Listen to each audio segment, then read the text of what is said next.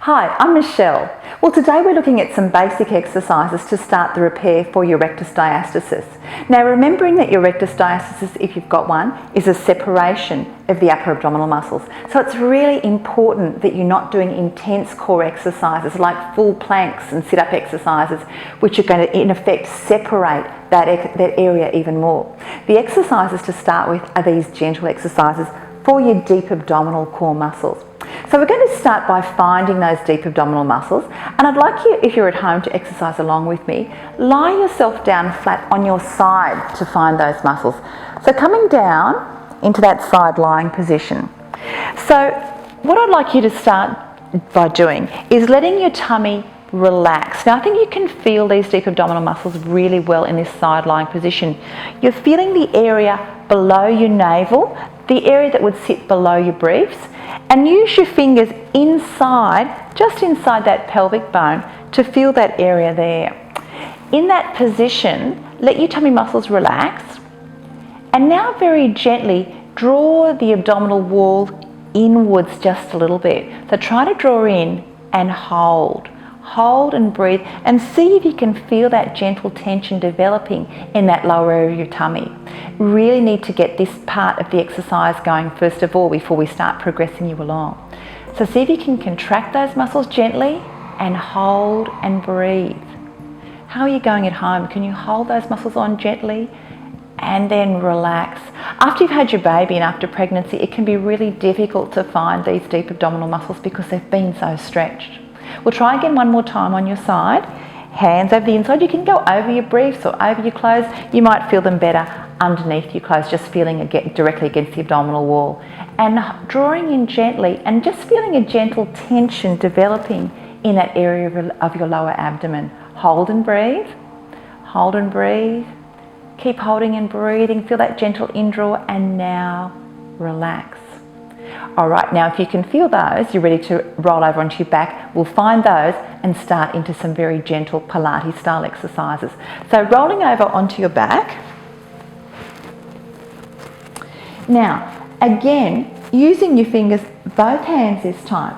So feeling in that area, you can use the hands inside, and then you can actually try again, keeping the inward curve in your lower back. Try to gently brace that abdominal wall, and this is challenging to feel. You should feel just a very gentle tension develop in your lower abdomen. You might find that your pelvic floor muscles contract too at the same time. That's great if they do. Hold and breathe, and relax down. So as we do the next exercises, I'd like you to use that activation to encourage the repair for that diastasis. So let's start now. So fingers on your pelvis, shoulders back and down. We're going to start with an exercise called a bent knee fall out. Now with a bent knee fall out, the leg comes down to the side and back up. But it's the deep abdominal muscles that stop your torso from rolling to the side. So in that position, gently activate your deep abdominal muscles. Imagine you've got a glass of water balanced on one leg, that's the stationary leg. Now the other leg moves slowly down to one side while you're contracting those tummy muscles down to the side. As soon as you start to feel your pelvis start to roll, which won't be very far, then come back up to the center and relax. And you might find that quite challenging. It's a challenging exercise to do well. Again, tummy muscles activated. Gently lower the leg down to the side to where you can. Keep the tummy muscles gently braced. Keep your glass of water balanced on the other leg. Bring the leg back up to center and relax. And I can feel that's quite challenging on my tummy. Okay, have a big breath in and out, and we're going to go the other side. So fingers on the abdominal wall, activate the lower abdominal muscles, take the leg down to the other side. Don't let your pelvis roll, and come back up to center and rest. And when I say don't let your pelvis roll, I mean not to let your hips roll. So you can feel the trunk rolls or you can actually see my trunk rolling there. You've got to keep it really stable. You feel over your pelvic bones, you can then check for that stability. Rest your abdomen, rest down through your shoulders. Now we're going to move into a heel slide exercise. So with the next exercise involves again activating the lower abdominal muscles, maintaining the inward curve in your lower back, and this time sliding the heel down along the ground, sliding down until you feel that your back starts to arch. As soon as it does, come back up into the return, back to starting position, and relax. And again, tummy muscles braced very gently. Keep the normal curve in your back, slide your foot down, and then bringing it back up. As soon as you feel your lower back curve start to change, and relax. And we can do that on the other side as well. Let's do a couple more on the other side.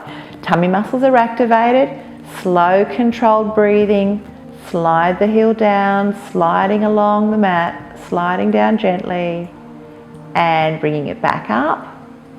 And once more, taking it down, just slow and steady, controlled, guiding it back up, and relax your tummy. You might like to do some very gentle pelvic tilts, flattening the curve of your back down and back, and once more flattening down and back. So when you're starting out, you're aiming to do roughly 10-second holds with your breathing, and then you start to do what you can with your bent knee fallouts and with your heel slides. You might start with a couple of exercises and increasing up to perhaps 10 on one side and 10 on the other for each of those exercises. Ideally, if you could do those every day, that would be terrific.